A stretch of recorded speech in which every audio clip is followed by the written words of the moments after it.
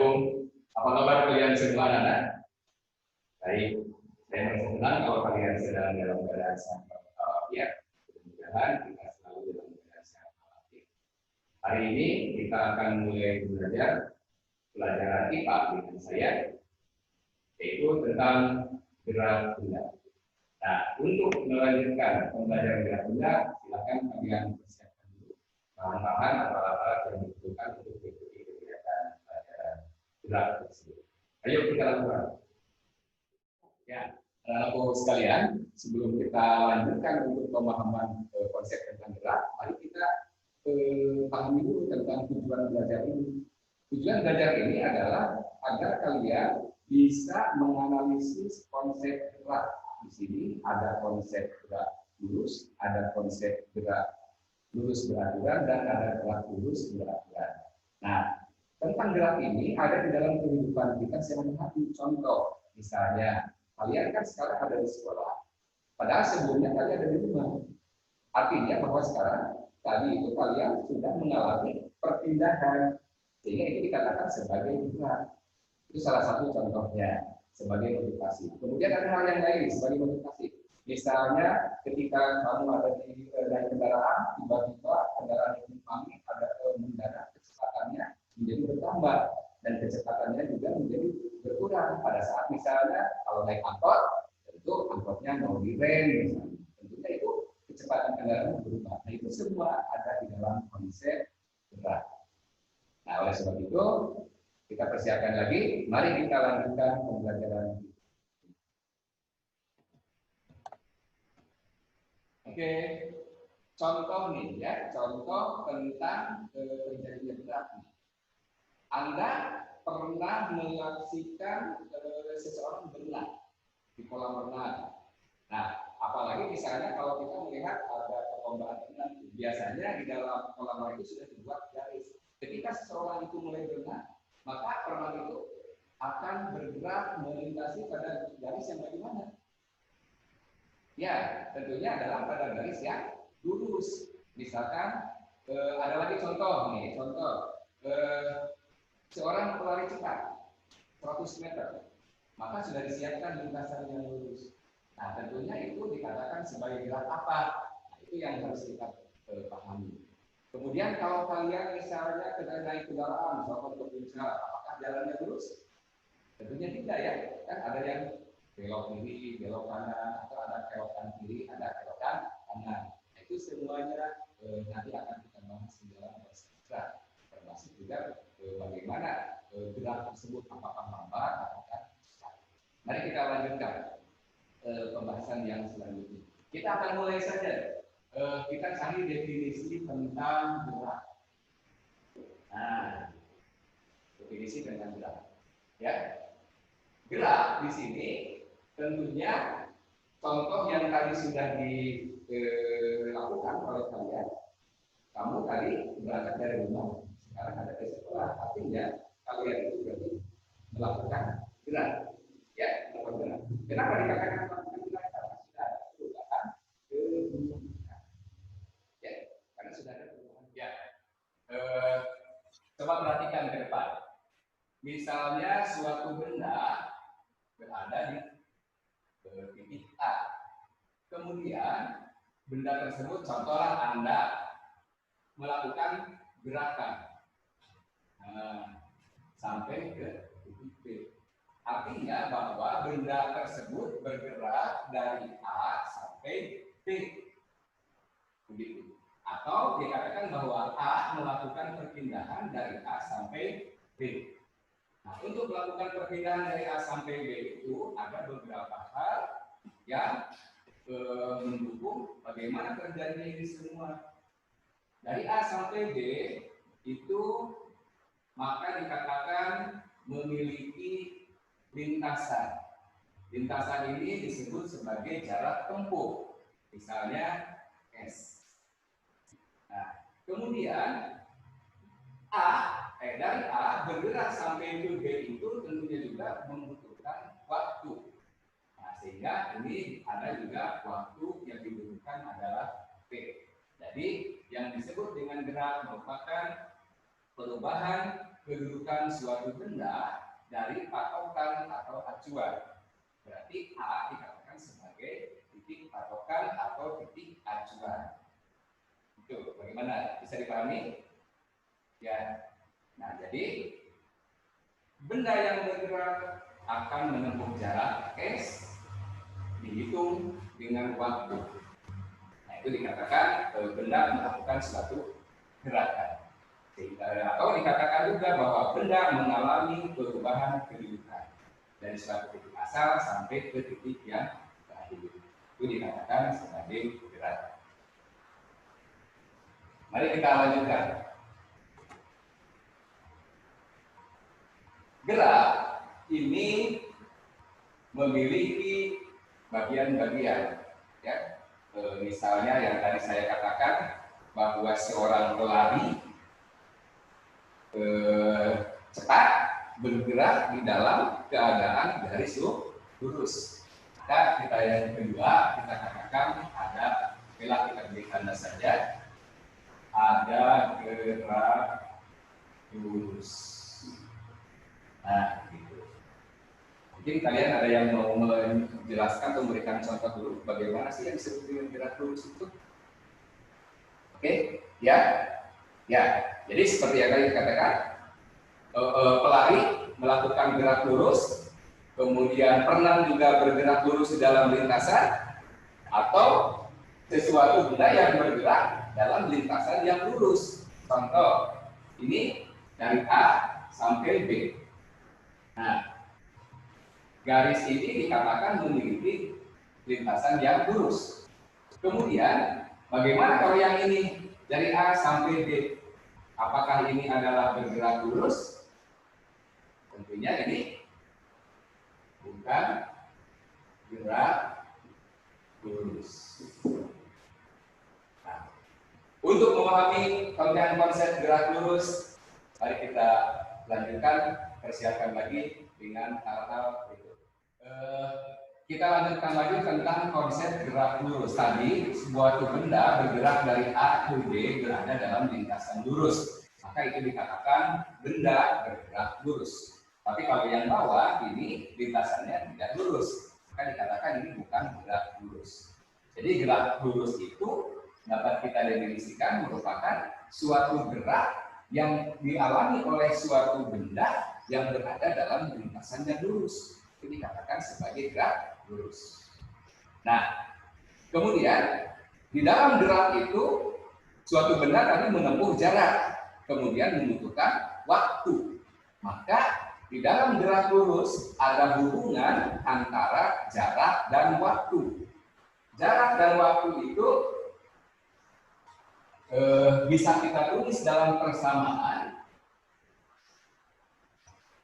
P sama dengan jarak dibagi dengan waktu. P sama dengan jarak dibagi dengan waktu. P adalah kecepatan, nanti S adalah jarak, dan P adalah waktu. Nah, ini nanti kita akan tulis apa itu P, apa itu S, apa itu P. Ini tadi adalah kecepatan. Kemudian ini adalah jarak atau lintasan, panjang lintasan. Panjang lintasan. Dan T adalah waktu. Jadi di dalam gerak lurus, gerak suatu benda menempuh jarak tertentu S dalam waktu tertentu T, maka benda akan memiliki kecepatan. Dan kecepatan ini juga dikatakan, juga boleh dikatakan dengan kelajuan. Oke, bagaimana? Ya, jadi ini kita pahami, ya. Jadi dari sini kita hitung berapa jaraknya, berapa waktunya. Nah, ini bisa kita peradakan nanti. Misalnya nanti kita akan bergerak di itu, kemudian kita gunakan stopwatch untuk menghitung berapa besar kecepatan. Oke. Mari kita siapkan lagi pembelajaran. Ya, anak-anakku sekalian, tentang persamaan yang terdapat pada gerak lurus, kita akan coba terapkan dalam sebuah masalah, yaitu sebuah soal. yang akan saya bacakan soalnya. Ya, coba sambil kalian bisa mencatat soal tersebut. Sebuah benda berjalan atau bergerak menempuh jarak 300 meter. Sebuah benda bergerak menempuh jarak 300 meter. Maka kita buat, nanti soalnya akan kalian lihat, kita langsung saja buat di sini. Kita buat ini tata cara di dalam mengerjakan soal hitungan di dalam cair yang sudah sedemikian rupa terstruktur. Diketahui jarak 300 meter. Kita lihat jarak itu adalah huruf S. Huruf S, maka kita tulis S sama dengan 300 meter. Dalam waktu 10 menit. Berarti waktu itu adalah T. T sama dengan 10 menit. Kemudian pertanyaannya adalah berapa kecepatan benda tersebut bergerak dari tempat asalnya sampai ke tempat tujuan. Kita ditanyakannya adalah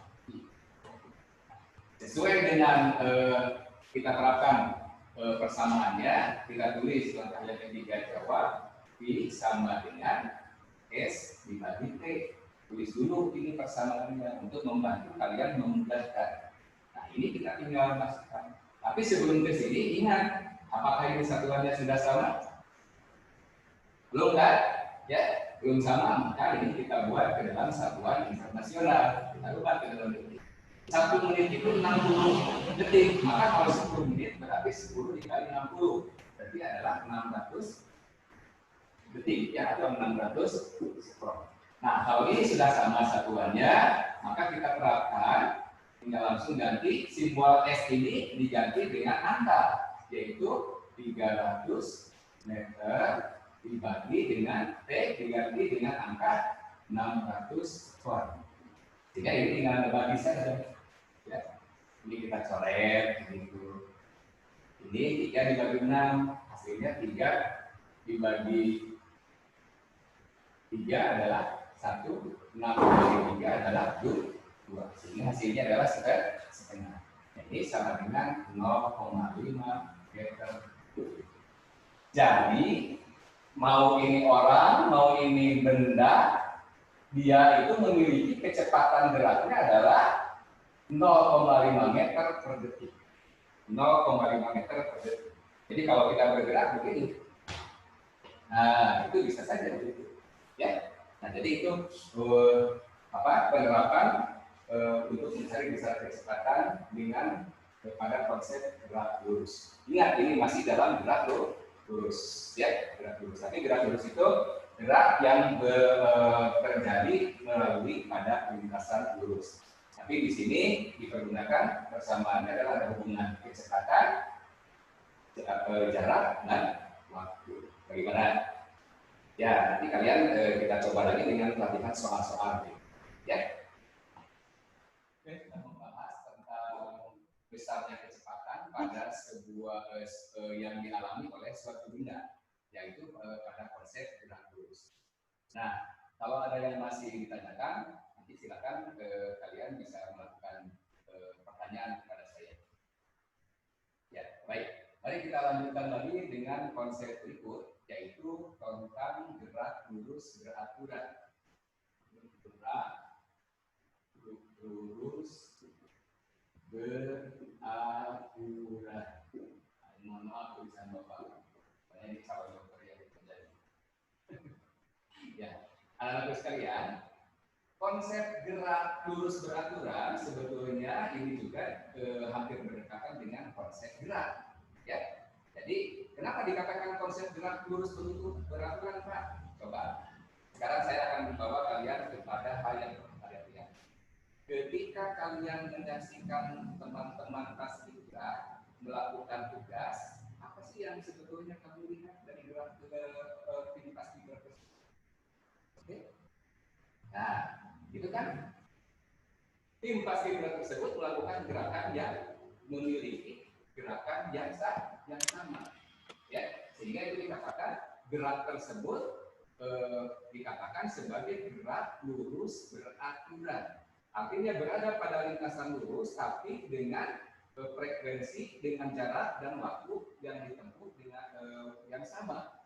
Ya, misalkan mohon maaf nih, kalau saya mau memperagakan begini. Ini contoh saya melakukan gerakan begini. Nah, begitu ya. Jadi ini merupakan contoh dari gerak lurus beraturan. Kenapa? Karena tadi panjang dan pangkahnya sama dan memiliki ketukan yang sama. Itu dalam satu contoh. Nah, sebagai contoh bahwa bukti dari adanya gerak lurus beraturan, begini. Saya akan buat tabel.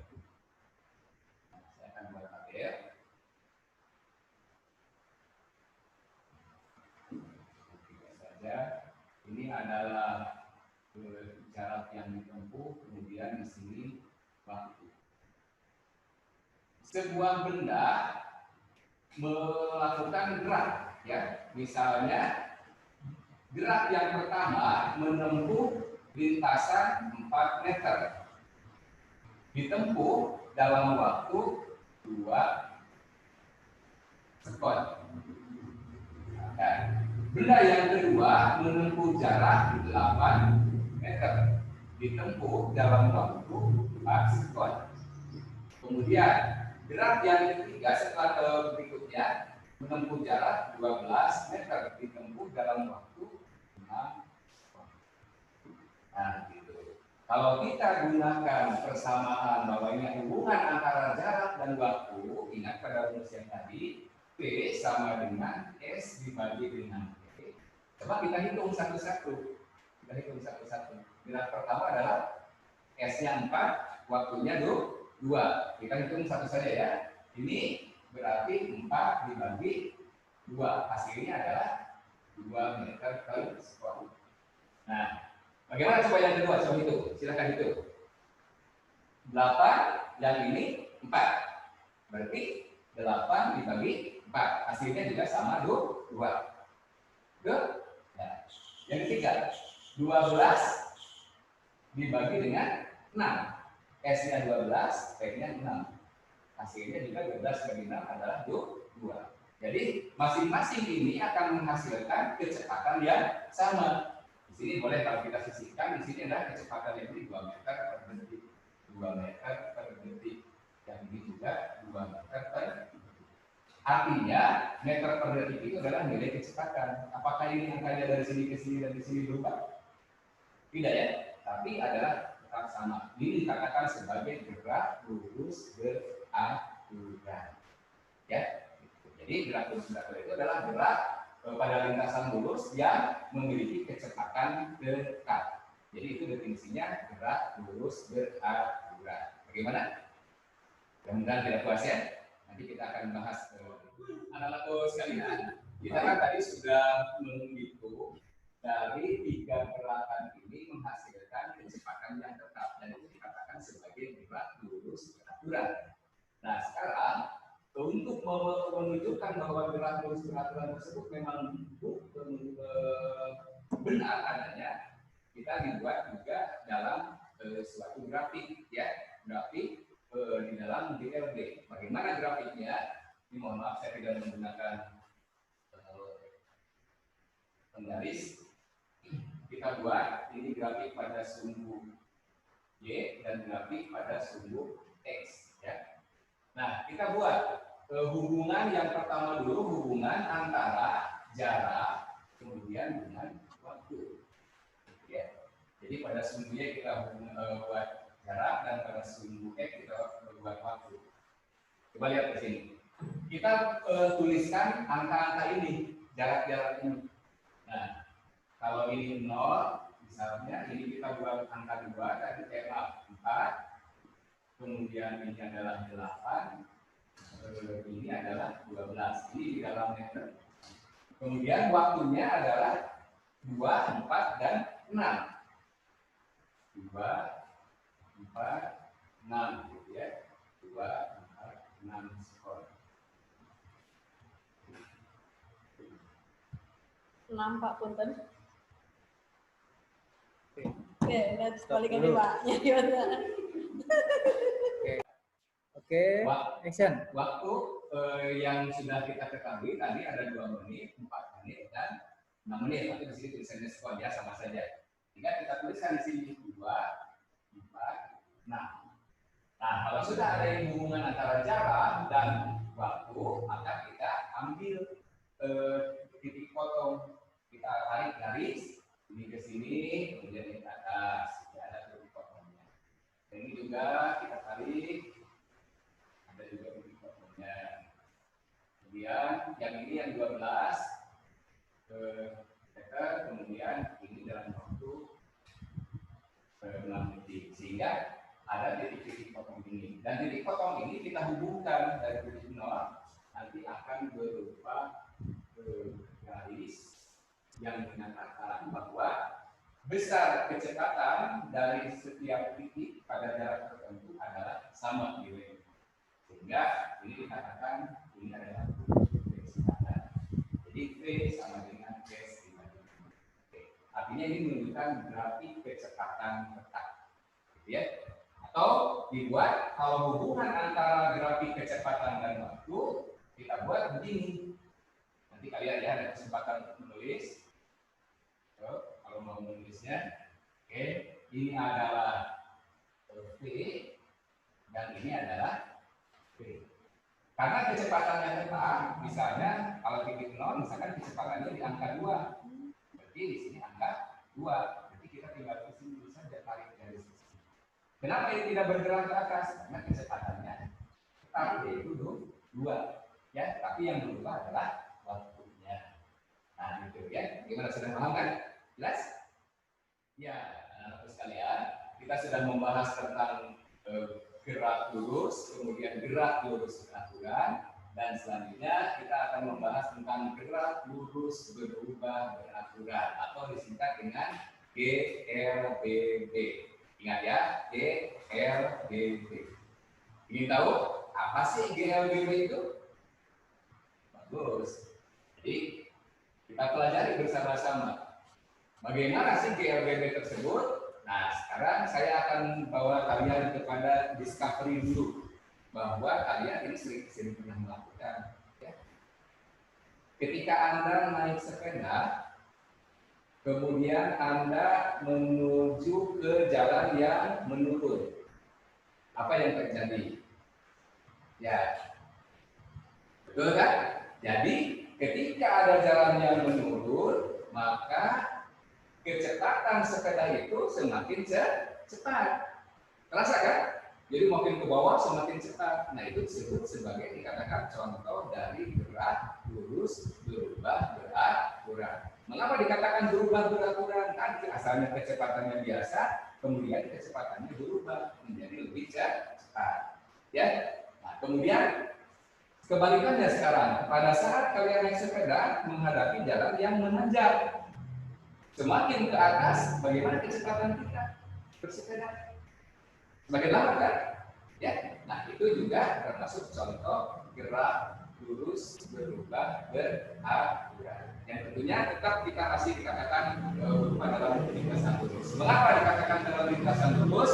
Karena tadi di awal sudah dikatakan bahwa kita bergerak ditentukan dari gerak satu titik ke satu titik yang lain, dari satu titik yang lain ke titik yang lain, dan seterusnya, sehingga dikatakan sebagai gerak lurus. Walaupun misalkan kalian dari sini pergi ke rumah, tentunya jalannya mengalami ada belok-belok, tapi setiap belok nanti kita akan dikatakan sebuah titik, ya, menjadikan sebuah patokan. Jadi misalkan dari A ke sini, biar kamu jelas dulu. Ini B, kemudian belok ke sini. Ini C, dari sini belok lagi ke sini.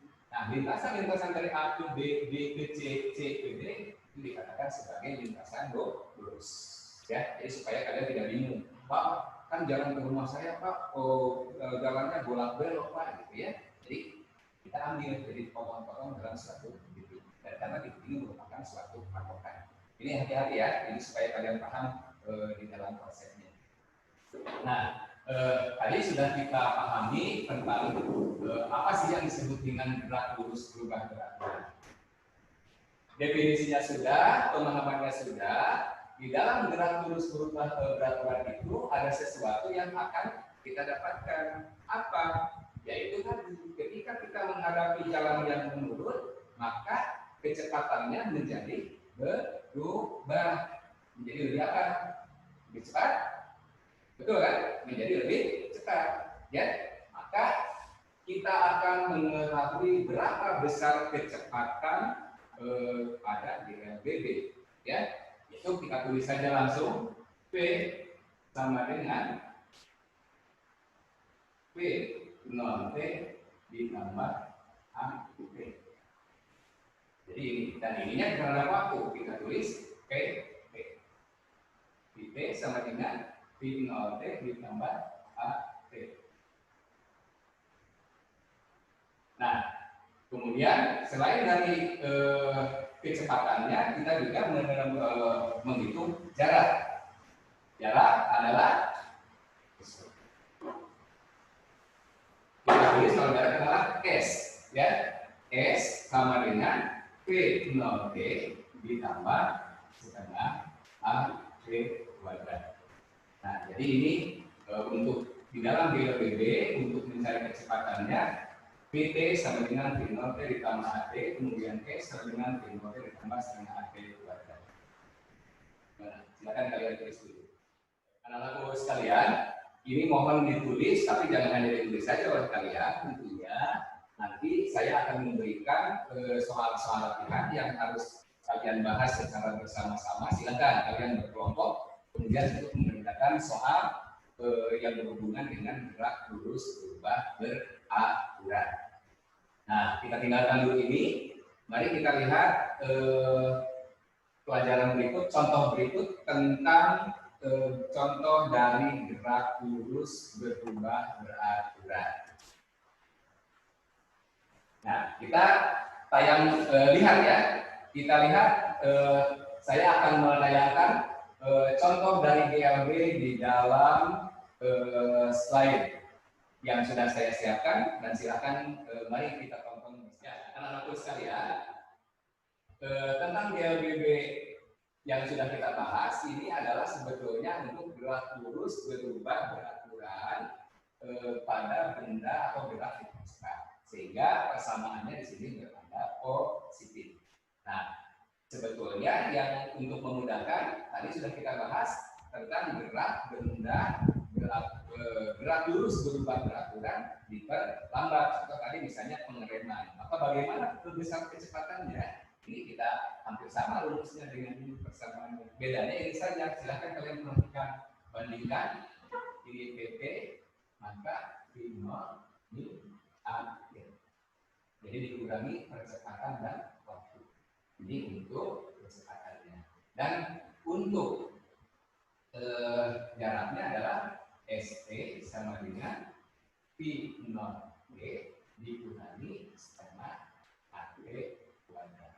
Ini untuk jarak. Jadi antara GLBB dipercepat dan GLBB diperlambat ini memiliki perbedaan hanya pada tanda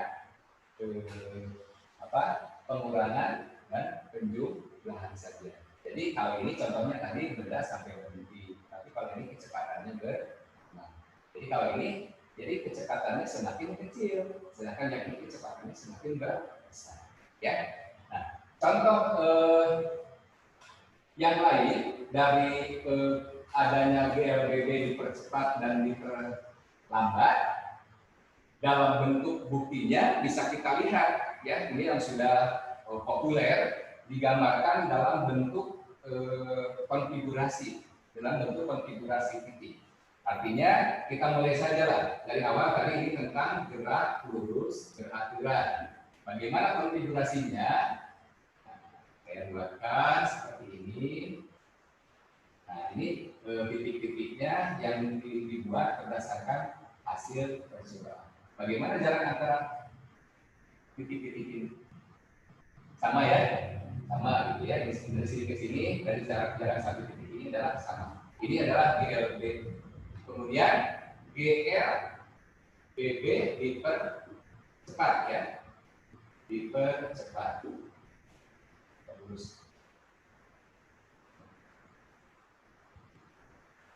Kalau GLBB dipercepat, artinya ini adalah gerak pertama, kemudian mengalami gerakan berikutnya, kemudian seperti ini, makin lama semakin jauh. Ya, artinya bahwa jarak antara titik ini semakin jauh, maka ini dikatakan GLBB dipercepat.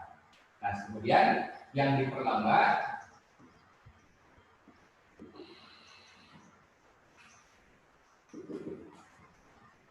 jadi kebalikannya dari GLBB dipercepat.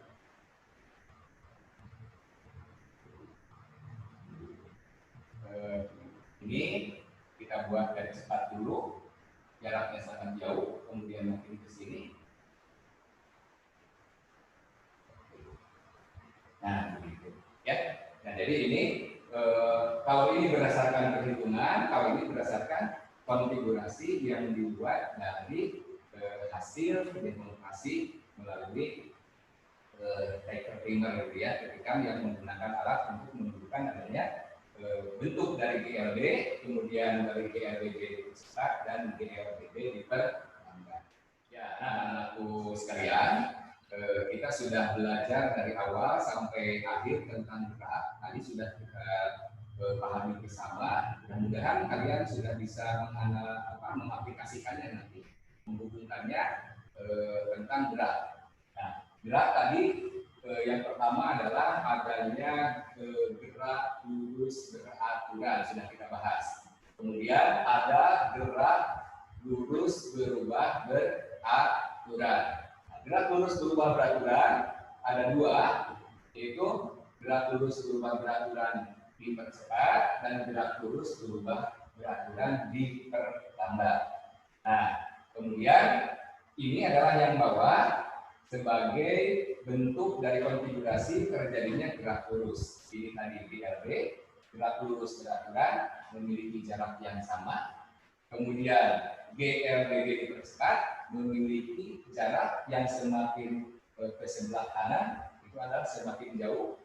Dan GLBB diperlambat, asalnya jaraknya jauh, kemudian semakin mendekat. Mudah-mudahan materi tentang gerak tersebut bisa kita pahami bersama, dan selanjutnya kita akan melakukan latihan dengan pemecahan masalah yang berupa soal ataupun apa nanti di dalam sesi diskusi berikut.